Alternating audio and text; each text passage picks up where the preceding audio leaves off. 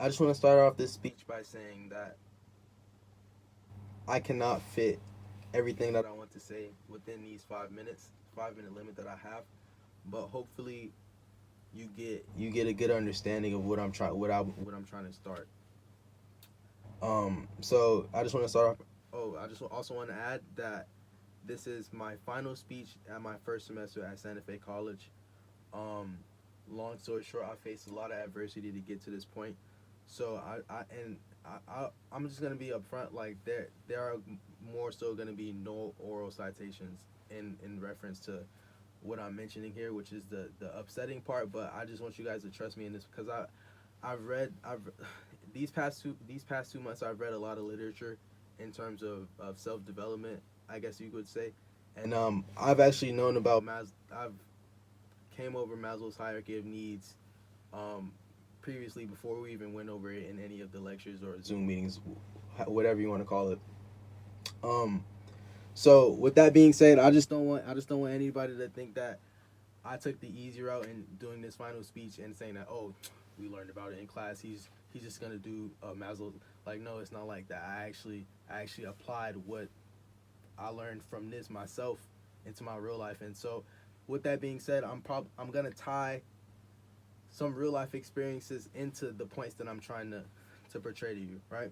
And I'm just gonna get into it as quick as I can, because with I'll go off track and huh.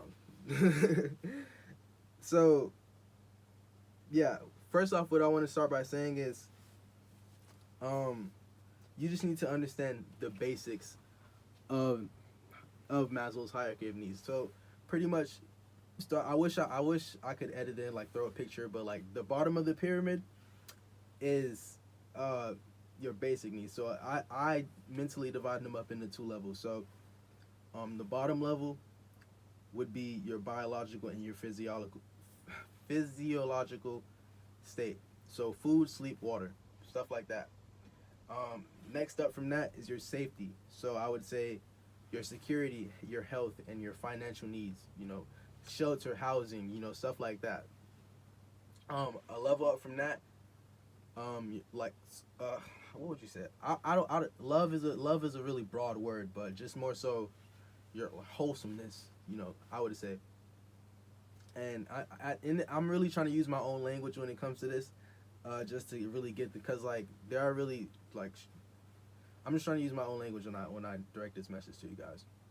So, but a level up from that is esteem. So that would be more so how you see people respecting you, your peers, how you see yourself in society. Say if you walk into a room, or you just are you the big dog, or are you like one of the smaller, I don't know, little chihuahuas walking around in the corner,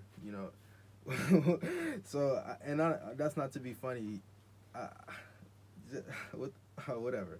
So moving on from that, I would like to point out that when say if you were to make some goals and you do not reach those goals, do not do not even simply take the action to go achieve those goals. Negative emotion is met with that when you aren't when you aren't, how would you say it? When you aren't uh see, I don't want to be too like like harsh and direct with these words, but when you're just not in even putting in the simple effort to improve yourself, that just makes you feel like a really, really horrible person on the inside, whether you realize it or not. And it's really an inevitable feeling. But with that being said, choose some goals that are more so directed toward in your goal choosing. Some of you may not even have the right goals. So, but I would say that just choose some goals that are more so focused towards your self development, your creativity, and making a global impact on the world, like recycling. I love people who love to recycle, stuff like that.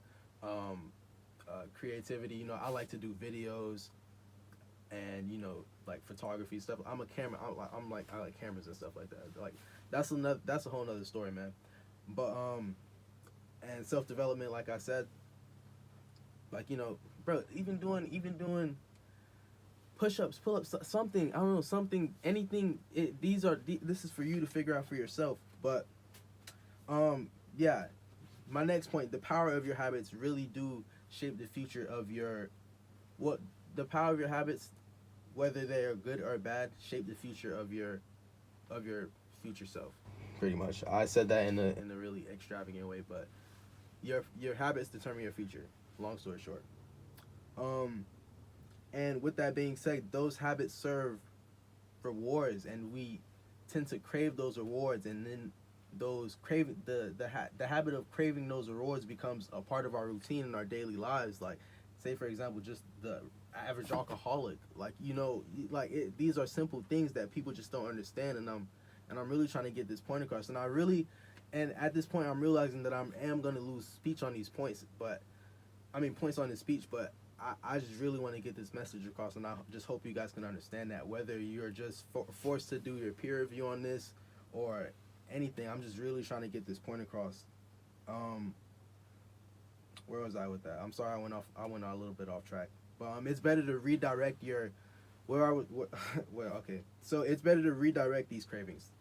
So, say for example, me, I really like to watch YouTube. I like basketball, so I really like to just sit and watch basketball on YouTube for however long throughout the day. So I said, instead of doing that, why don't I just go out to my apartment's basketball court and start playing basketball?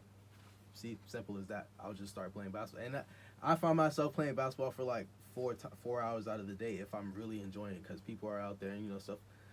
Long, that's besides the point. Um, but yeah, keystone habits are habits that just help you realize that improvement is actually possible. So for example, I wasn't really too into lifting weights and stuff. Like, I used to be like kind of really kind of skinny, to be frank. But I started doing push-ups every day and realizing that I could do more and more push-ups as time went on. So long story short, I can do close to 100 push-ups now, and it's only been 2 months with me even realizing and reading this literature. So I just want to, like, and that's I am definitely not the only person who's realizing this, but I just want to.